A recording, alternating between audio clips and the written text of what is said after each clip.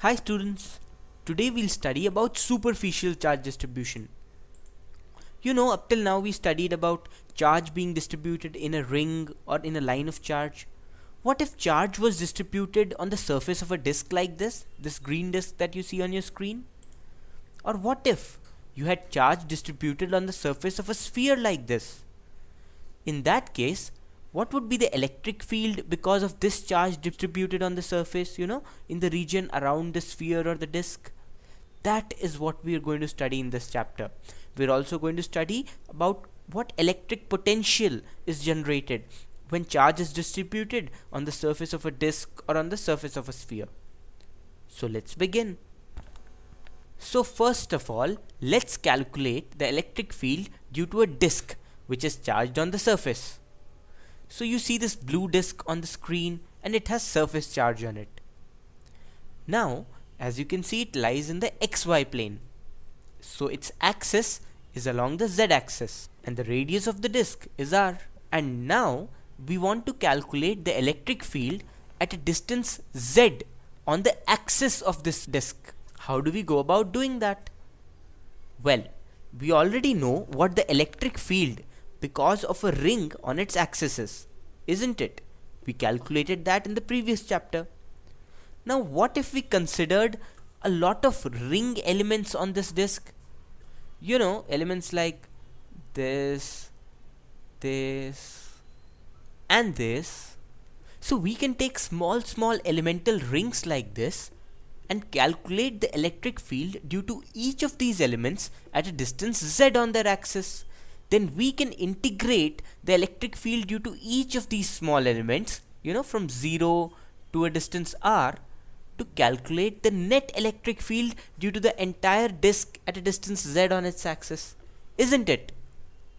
So let's try doing that.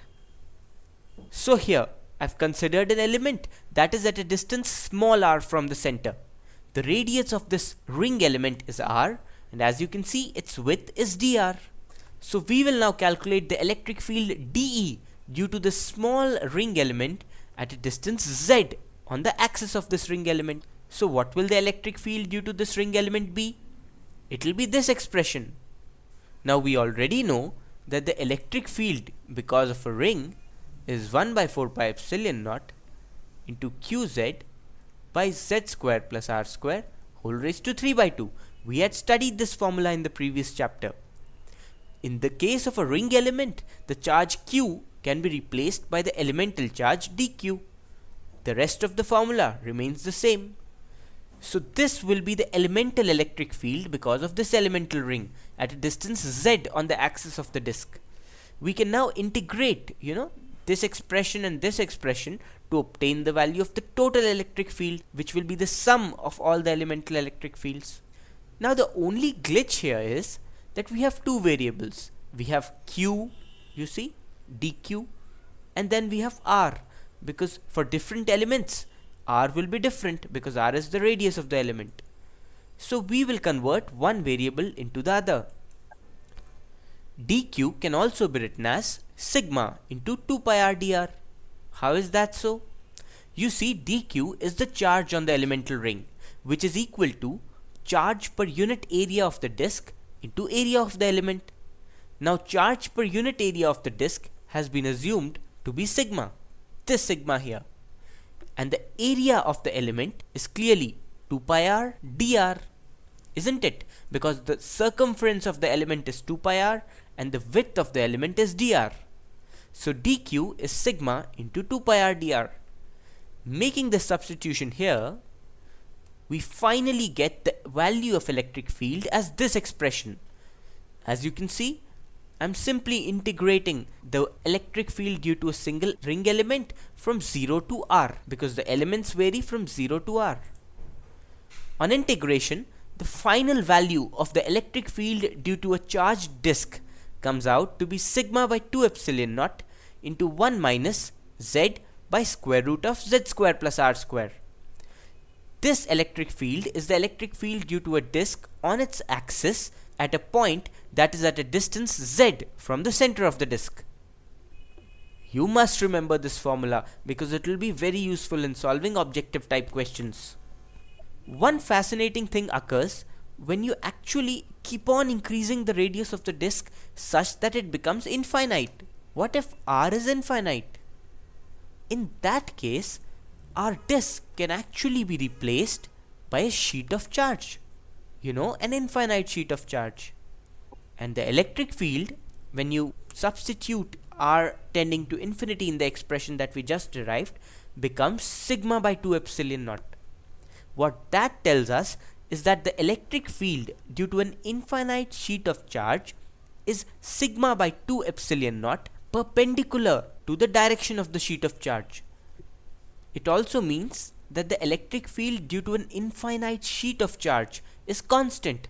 After all, sigma is constant, the charge per unit area of the charge sheet, and epsilon naught is a universal constant. This electric field is directed outwards from the sheet of charge. So if I, tilt the sheet of charge like this, the electric field will be in this direction. You must again remember the expression for the electric field due to an infinite sheet of charge, because this is very important for solving IIT J problems. So that was all about calculating the electric field due to a charged disk. Let's actually go ahead and solve an IIT J problem that was asked in 2005 to clear our concepts further. 3 infinitely long charge sheets are placed as shown in the figure. The electric field at point P is this expression, this expression, this expression, or this expression. So as you can see in this question, you can see 3 infinitely long sheets. The blue lines here represent those sheets. They are placed, as you can see, along the x-axis. There's this point P in between these two sheets with charge density sigma and minus 2 sigma, and we have to calculate the electric field because of these charge sheets at P. How will we do that? So let's proceed.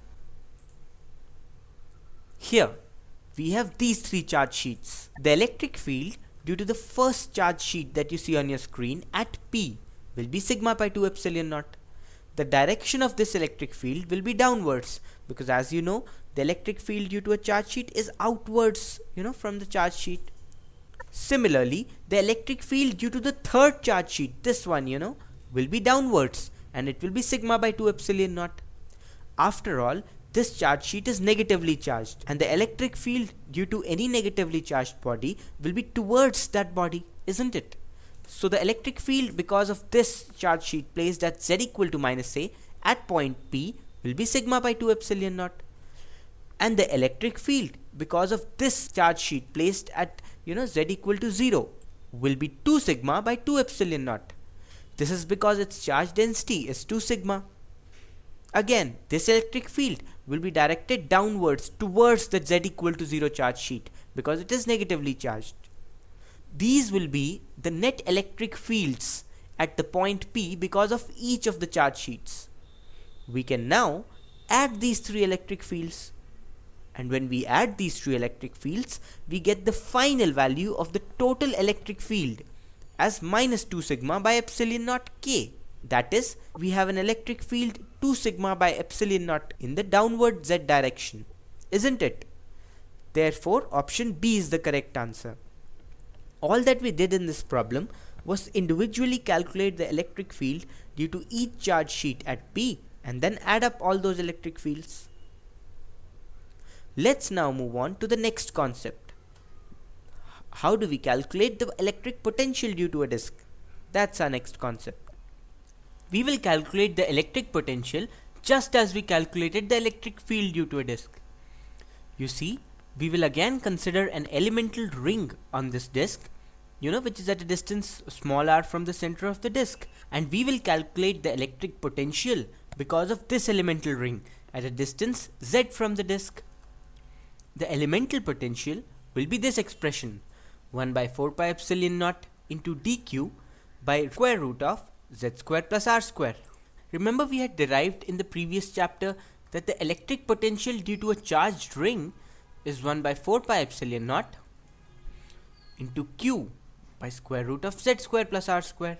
Now if you replace q by dq, because dq is the charge of the elemental ring, then this is the elemental potential that we'll get. Again, we can replace dq by sigma into 2 pi r dr, just as we had done in the previous case.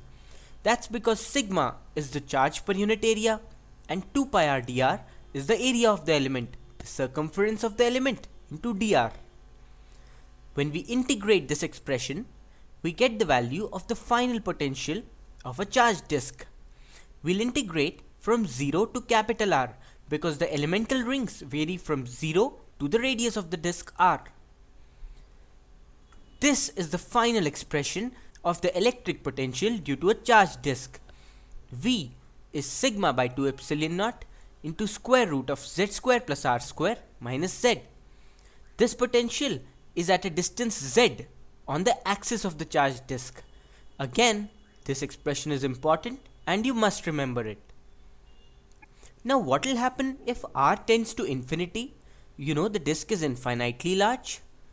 In that case, the expression becomes infinite. So the electric potential because of a charge sheet is actually infinite at any distance from it. We are, however, generally interested in calculating the potential difference between any 2 points placed in front of the charge sheet.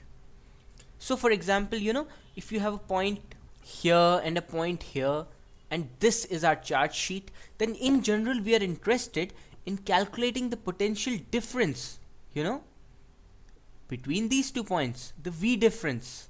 How do we calculate that? We can calculate that by calculating the net work done in carrying a 1 coulomb charge from a point that is a distance a from the charge sheet to a point that is a distance b from the charge sheet.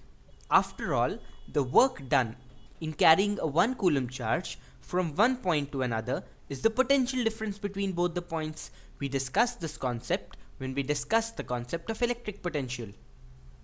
Therefore, we can calculate the net work done, integral dv, which will be equal to minus integral E dot dr.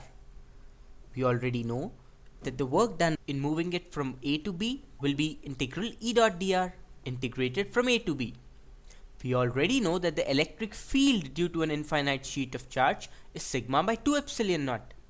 So when we substitute the value sigma by 2 epsilon naught instead of E in this expression, we get the net potential difference between 2 points at a distance A from the charge sheet and a distance B from the charge sheet as sigma by 2 epsilon naught into B minus A.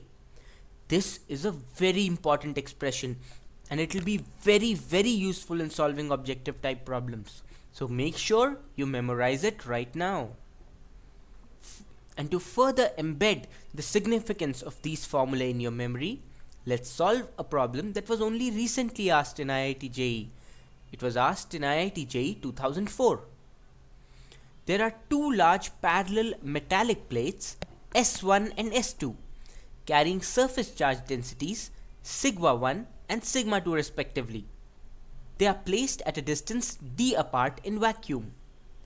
Find the work done by the electric field in moving a point charge q a distance a from S1 towards S2 along a line making an angle pi by 4 with the normal to the plates.